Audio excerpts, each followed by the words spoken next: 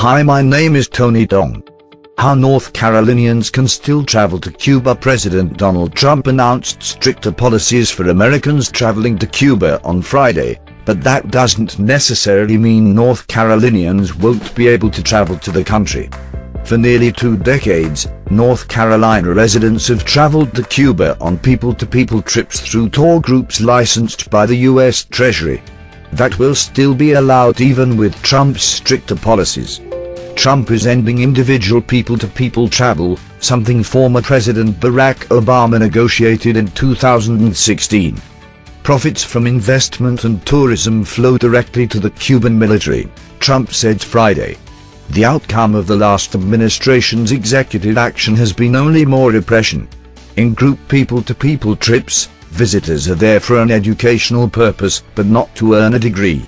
They're there to enhance contact with the Cuban people, support civil society in Cuba, or promote the Cuban people's independence from Cuban authorities, according to a document released Friday by the Office of Foreign Assets Control. It's the branch of the Treasury that regulates travel to Cuba. The group trips can only be led by organizations that the government recognizes as promoting interaction between Cubans and Americans. Someone from the organization must be with group members at all times and make sure that each traveler maintains a full-time schedule of educational exchange activities.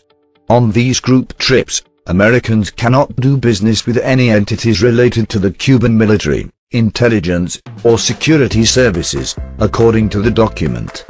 The State Department will release a list of banned entities, and many groups are holding their collective breaths to see how comprehensive it is.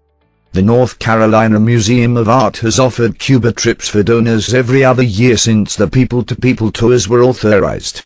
Travelers visited artists' studios, went to the ballet and listened to Cuban choirs to learn more about Cuban art and experience the Cuban people, said Marjorie Hodges, who is in charge of the museum's travel program.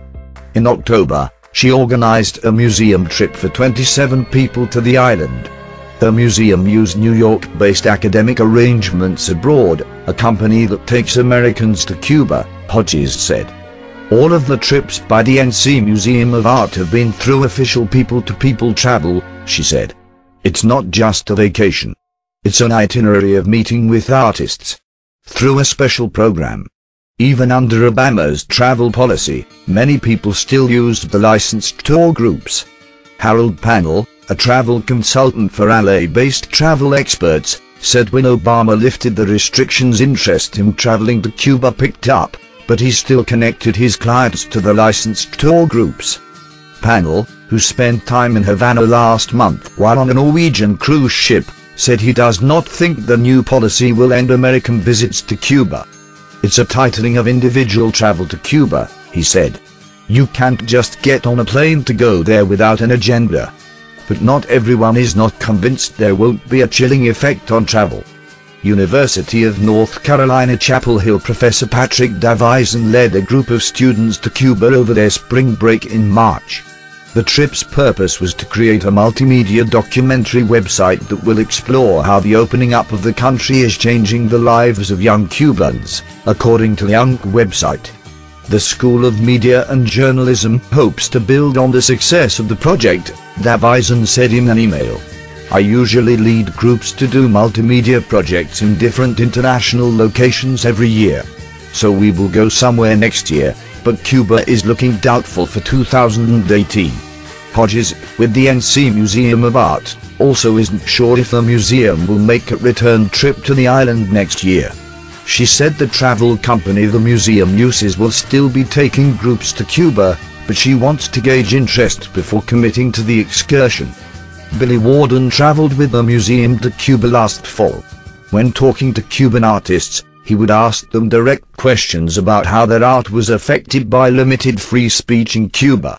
The artists would give non-committal answers when in a group setting, he said, but some would later seek him out to say it was still dangerous for them to speak their minds through art. The big takeaway for me was that the people of Cuba, the ones I met anyway, many of them in the art community are very eager to open their horizons, Warden said.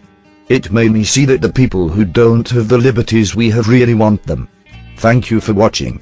For the follow-up, subscribe to the channel yourself here.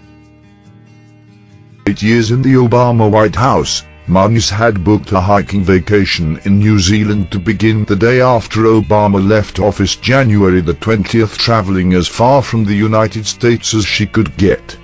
6 days after she arrived in New Zealand, however, Trump announced a sweeping travel ban on citizens of 7 majority Muslim countries, sowing chaos at several airports as federal authorities detained dozens of travelers.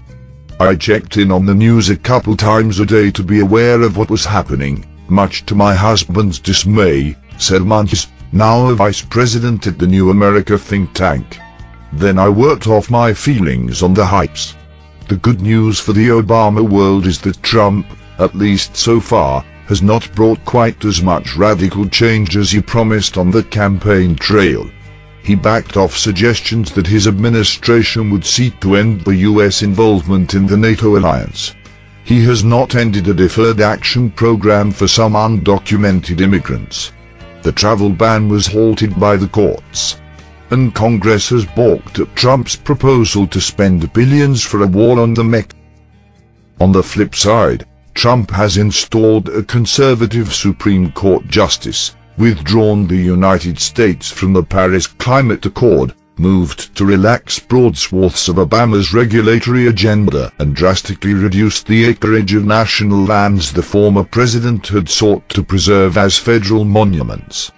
The Republican-led Senate is nearing a vote on legislation to repeal Obama's signature health care law. If you live in NV, ACME, OWV, as Orco, please call your senators and tell them not to pass Trumpcare. We need to pressure them now, Tommy Vietor, a former Obama foreign policy spokesman, wrote on Twitter this week. Vietor and several other former Obama aides, including Favreau and fellow speechwriter John Lovett, as well as political advisor Dan Pfeiffer, had been among the most outspoken Obama alums through Pod Save America, a twice-weekly podcast aimed at fomenting opposition to the Trump presidency. Their guest on June the 1st was Brian Dees, a former Obama senior advisor who had worked closely on the Paris Climate Accord. Dees called into the show from his home in Portland, Maine, just hours before Trump was scheduled to appear in the White House Rose Garden to announce his decision on whether to withdraw from the Paris deal. In an interview Friday, Dees said he later felt compelled to watch Trump's announcement and found it incredibly frustrating because it was all predicated on a totally false premise. Dees remains buoyed by the possibility that the Obama administration's efforts to get countries such as China and India to sign on to reducing carbon emissions will pay long-term dividends despite Trump's actions.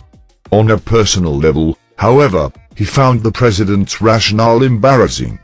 I have trouble explaining the logic to my 4-year-old daughter, he said. Asked if she understands how hard he worked on the global accord, Dees was hopeful. I think she has a sense of what her dad was fighting for, he said. Thank you for watching. For the follow-up, subscribe to the channel yourself here. To go down in history as a guy who tried and failed, said the advisor. He doesn't want to be the second president in history to resign.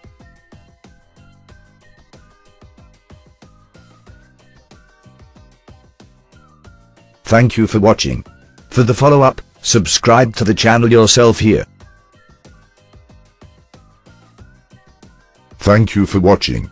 For the follow-up, subscribe to the channel yourself here.